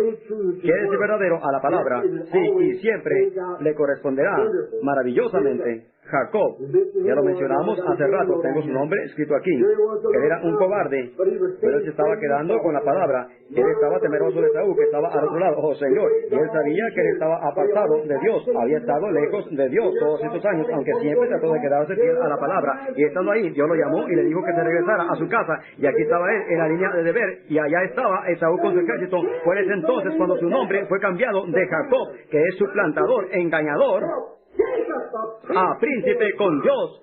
Al salir a la siguiente mañana con su ministerio coronado, salió al encuentro con Esaú y no aceptó ninguna ayuda de él. Amén. Fiel a la palabra. Esa es de la manera que Dios hace las cosas, ¿verdad? Él hace las cosas a su propia manera. Muy bien. Muchos de mis hermanos tienen gran popularidad hoy día entre sus hermanos denominacionales. Usted solamente menciona un nombre y qué bárbaro, es como fuego en todas partes, correcto. Al mencionar los nombres de ciertas personas, y después de todo, cuando el Señor me habló allá en el río en aquel día y envió ese avivamiento alrededor del mundo, de allí salieron cada uno de esos grandes evangelistas. Ellos se regresaron otra vez con sus hermanos, ¿ve? A esas denominaciones de las cuales ellos salieron y tuvieron esas reuniones mezclados con las denominaciones y se regresaron otra vez con ellos. Ellos tienen grandes ayudas, grandes nombres en la radio, revistas y todo, todos hablan bien de ellos. Pero todo hombre me ha desamparado a mí, porque he abrazado a una palabra verdadera y me he quedado al lado de la palabra, me he quedado en lo que Él me dijo que hiciera, que predicara la palabra, no una filosofía denominacional. Predica la palabra. Esa fue mi comisión. Quédate con la palabra.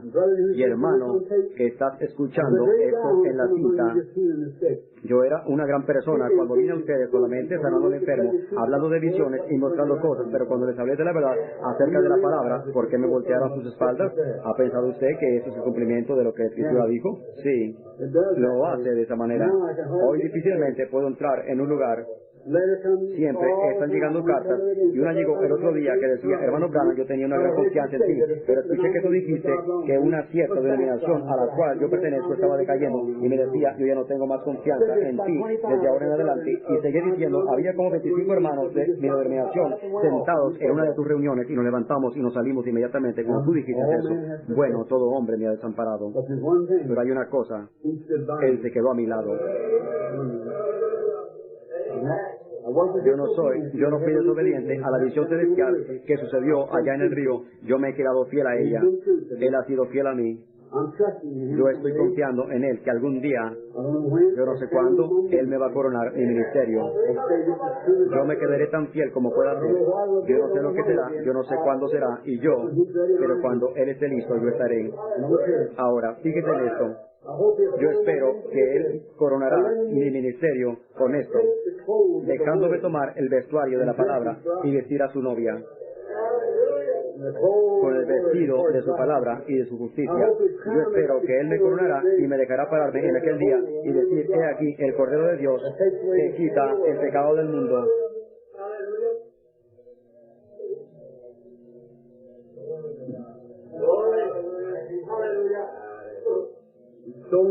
Hay tantas montañas que subir.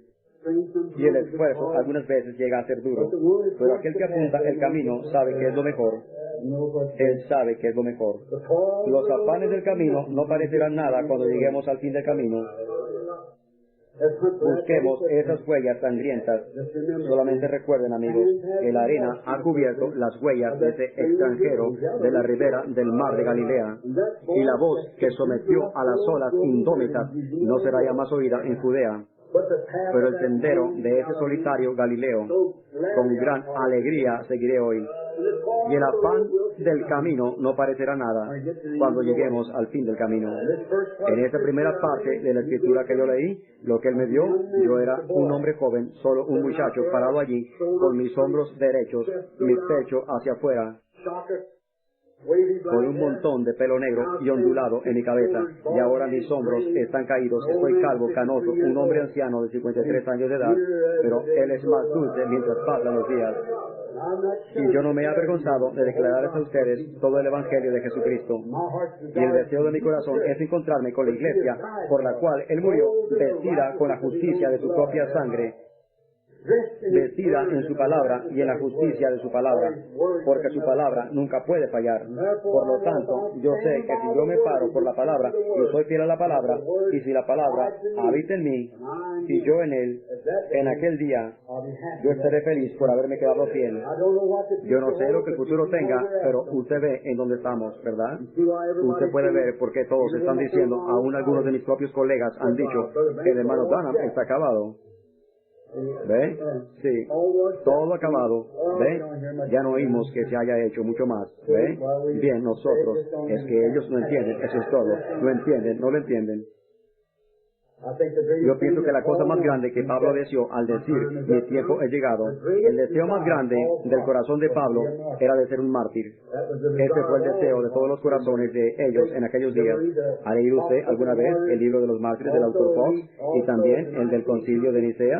El honor más grande que se les podía haber dado era cuando muchos de ellos, Policarpo y el resto de ellos, entraron al pozo de los leones. Ellos gritaron de gozo, entraron allí sabiendo que iban a ser unos mártires. Cuando fueron quemados en la estaca, ellos gritaron de gozo por el honor de ser un mártir.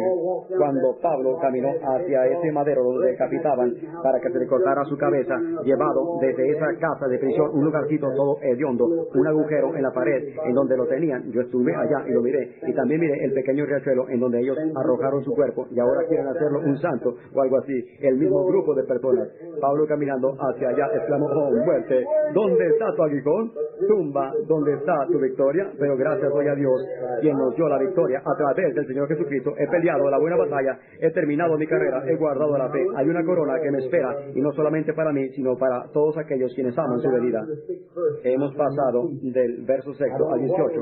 Yo no sé lo que está escrito para mí, pero yo únicamente estoy citando a usted lo que otros leen. Yo voy a continuar permaneciendo fiel a la palabra hasta que Él haya terminado.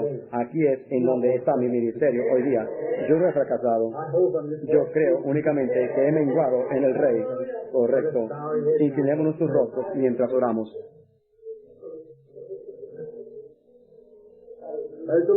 Hay una pequeña cuerda que desciende del trono en esta noche y se llama la línea de la vida.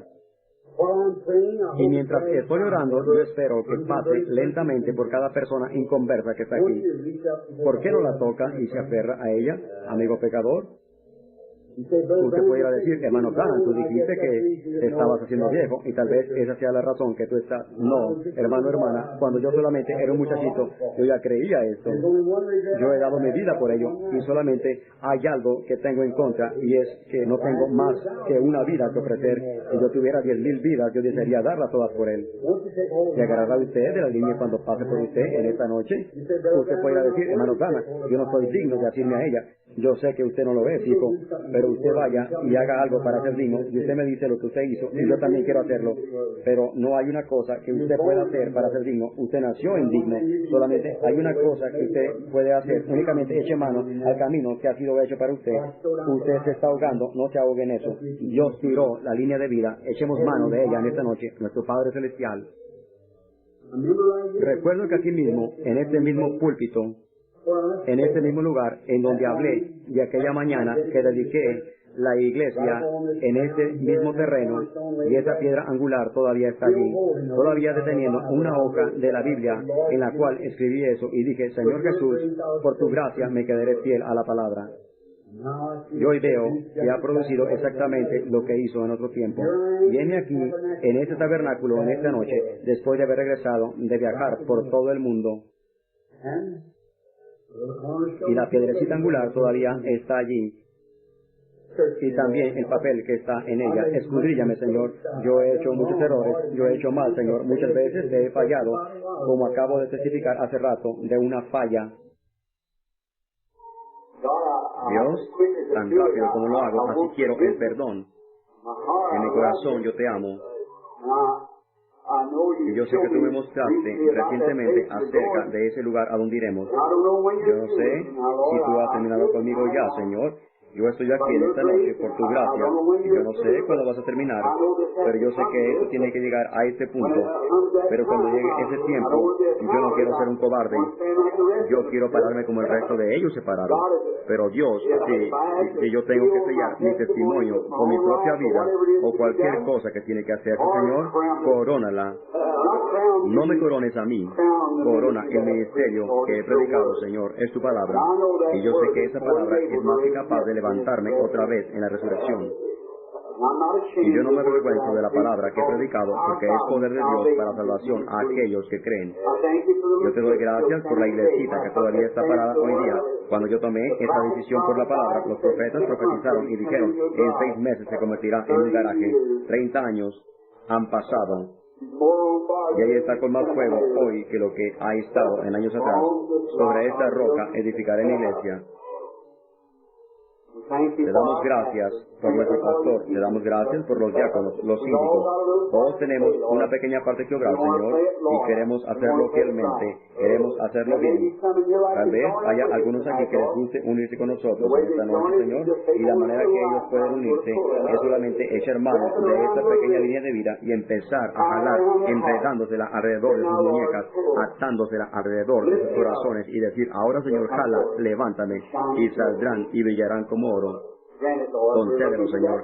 Estamos esperando por ese momento. Creemos que está cerca el fin. Vemos, de acuerdo como hemos sido enseñados aquí, que la iglesia de la Odisea está en operación. Vemos que no hay nada más que suceda más que la venida del Señor. Y, Señor, ¿no sería eso una gran corona para la palabra? El ver la corona misma descender. A mí me gustaría estar aquí parado y decir, allí está Él. Ese es el Cordero, como Juan lo hizo. He aquí el Cordero que hemos estado esperando. Este es Él, el Señor vendrá rápidamente a su templo para llevarse a su pueblo en el rapto. Prepáranos, Padre, lava nuestros corazones en tu sangre, haznos puros y limpios para que tu palabra pueda habitar en nosotros. Y haz que recordemos que debemos actuar en la palabra para que ella nos tome y tenga efecto en nosotros. Concede a cada pecador arrepentido, bendice a cada uno que está aquí, los santos, algunos de estos preciosos guerreros, Señor, que han estado peleando en la línea por años, se han burlado de ellos, han hablado y los han ridiculizado. Y todavía ellos siguen en pie porque tienen vida. Ellos saben en quién han creído y están convencidos que Él es capaz de guardar eso que ellos le han encomendado a Él. Te damos gracias por eso. Oramos que tú sanes al enfermo que está en nuestros medios. Quita todos nuestros pecados y enfermedades. Y Dios Padre, date gloria tú mismo. He hecho tantos preciosos amigos, Señor, y los amo. Y sé que otros hombres a través de las edades los han hecho también. Amigos preciosos, amigos que aman, jóvenes y viejos, y los amamos con todo nuestro corazón. Ahora, haznos fieles, Señor, solo fieles a la palabra, para que podamos encontrarlos en una tierra mejor algún día, en donde nunca habrá tristeza o pesares. Estamos esperando la venida del Señor muy pronto.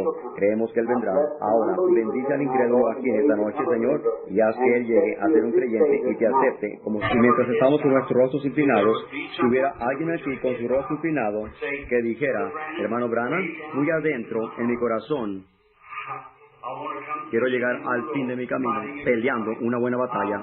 Yo quiero ser un cristiano. Voy a alzar mi mano. Dios le bendiga y Dios le bendiga. Muy bien, Dios le bendiga a usted. Yo quiero llegar al final de mi camino, habiéndome seguido una buena batalla. Yo acepto a Cristo en estos momentos. Yo quiero que Él sea mi ayuda. Muy bien, el Señor le bendiga. Dios le bendiga. Aquella dama allá atrás. Muy bien. Él lo conoce a usted. Yo he aprendido lo bastante acerca de él en estos últimos años, ya cerca de 32 años detrás del púlpito. Yo ya he aprendido lo suficiente acerca de él para saber que él sabe cada movimiento que usted hace. Él cuida de las aves. El pelo de su cabeza está contado, ¿ve? Él sabe acerca de eso. Usted solo levante su mano y sea sincero. Eso es todo lo que usted tiene que hacer. El agua está lista. Recuerde que es lo que usted hace. Usted arrepiéntase. Crea en el Evangelio. Y entonces sea bautizado. ¿Para qué? En el nombre de Jesucristo, para remisión de sus pecados. Ese es su testimonio. Lo que usted es, sus pecados se han ido. Cuando usted ha sido bautizado, usted los ha confesado y usted cree. Cogerá usted la línea de vida en estos momentos, mientras cala en su corazón diciéndole: ven por este camino, peregrino, peregrina conmigo, toma mi cruz, aprende de mí, que soy manso y humilde de corazón, y mis cargas son ligeras. Solo toca y echa mano de ella. ¿Cuántos cristianos aquí en esta noche que están en el camino están felices de haber empezado hace muchos años atrás? Ustedes que empezaron y que han continuado caminando hacia el fin. Yo oro que Dios corone sus ministerios, sea lo que sea. Pudiera ser una ama de casa. Yo oro que Dios corone su ministerio. Pudiera ser un predicador, pudiera ser un diácono, pudiera ser un laico, pudiera ser un granjero. Yo no sé lo que es, sea lo que sea, que Dios corone su vida con la gloria de su palabra. En su segunda venida, raptándolo usted y llevándolo a otra tierra, en donde usted se sentirá al igual que ese pececito del que hablé, sacado de esa negrura allá abajo. ¿Ve? Usted no pudiera ir allá arriba con esta clase de cuerpo, ni tampoco pudiera usted ir allá arriba como esos astronautas. ¿Ve? Usted tiene que estar en una cámara presurizada. Usted no está presurizado para eso, pero cuando Dios lo cambia a usted, entonces usted está presurizado. Entonces usted se va en el rapto. Cuando estos sentidos terrenales se hayan perdido y usted haya ido en ese glorioso camino de la cruz, yendo al hogar con Jesús. Ahora, Dios Padre, te damos gracias por estas manos que se levantaron con el deseo de ser cristianos. Yo creo que ellos lo hacen con sinceridad en sus corazones. Yo oro por ellos, para que ellos en ningún momento fallen, y si ellos fallan, a que rápidamente esté ese intercesor con el Padre, lo cual yo he aprendido que es una gran cosa, Padre, pues cuando yo cometo todos mis errores, me doy cuenta entonces que tengo un intercesor rápidamente con el Padre a través de Jesucristo, y soy traído otra vez a gracia. La mano amante del Señor limpia. Hay un sacrificio sangriento puesto allí, el cual yo confieso que es mi Salvador. Todos los que están enfermos y necesitados, yo oro para que tú suplas sus necesidades y sanes todas las enfermedades, Señor, de aquellos que están aquí sentados en estos momentos bajo este glorioso ungimiento del Espíritu Santo, pues lo sentimos que tan dulcemente se está vaciando en nuestras almas. Dios Padre, tú sabes lo que estaba pensando cuando venía de Canadá el otro día. Pensaba, oh, cómo desearía entrar en un avivamiento antiguo otra vez, ver los santos de Dios cantando y el poder de Dios cayendo. Oh, como mi corazón anhela por eso, Señor. Haz que ese avivamiento suceda en este tabernáculo. Oh, que el poder de Dios se vacíe en corrientes de gracia y entre a cada corazón. Te doy gracias por este lugarcito, Señor. No hubiéramos sido capaces de conservarlo de esta manera. Ha sido tu gracia que lo ha guardado espiritual, y ahora yo creo, Señor, que el lugarcito más espiritual en toda la nación, de lo que yo sé, está aquí en la calle Octavio Penn. Cuánto te agradezco por eso, Señor, al ir a las iglesias y verlas frías e indiferentes, y las mujeres tan descaradas que ni siquiera se sonrojan y no dicen un amén o una lágrima rueda por la mejilla o nada, y no hay salvación, nada, sino únicamente el unirse a la iglesia y decir su credo, y oh Dios, pero luego vengo a un lugarcito dulce y calientito, en donde el fuego está encendido en el altar de cada corazón. Qué confortación es eso, Padre, qué consuelo. Gracias, Padre, y haz que siempre permanezca hasta la venida del Señor Jesús. Bendícenos en estos momentos. Mañana es sábado, y Señor, ayúdame en la mañana, si me toca el predicar en cuenta regresiva, Dios, que sea capaz de traerlo en tal manera que la gente lo vea, Señor. Y ahora haz que ellos vean el estado del ministerio y en dónde está, y lo que estamos esperando, y el por qué todo va yendo de la manera que va. Haz que ellos lean del 5º versículo en adelante, y entonces se den cuenta en el lugar que estamos parados. Y ahora, Padre, yo oro que tú nos bendigas y nos des un buen descanso a nuestros cuerpos, y nos traigas de vuelta mañana. Bendice a toda esta gente que está parada alrededor de las paredes, parándose en un pie y en el otro, mujeres y hombres parados allá afuera en la lluvia y alrededor de las ventanas y sentados en sus carros. Y yo oro que tú los bendigas, Señor. Haz que vayan a sus hogares con la gracia de Dios en sus corazones. Yo oro en el nombre de Jesús. Amén. ¿Entendió usted ahora? Lea segunda de Timoteo 2:4. Segunda de Timoteo 4, del 5º versículo en adelante, hoy en la noche, antes que te acueste, si usted puede, y usted verá en dónde estamos. ¿Por qué esos hombres lo desampararon? ¿Por qué él tomó? Y ahora, solo compare ese ministerio con el que hoy estamos presenciando, compare la enseñanza de San Pablo. Recuerde que en aquella visioncita celestial que yo dije, bien, Pablo va a tener que pararse con su pueblo. Ellos dijeron, sí. Entonces yo dije, yo he predicado la misma palabra que él predicó, me quedé exactamente con el mismo evangelio, y millones levantaron sus manos y dijeron, estamos confiando en eso, el Señor le bendiga. ¿Lo ama usted?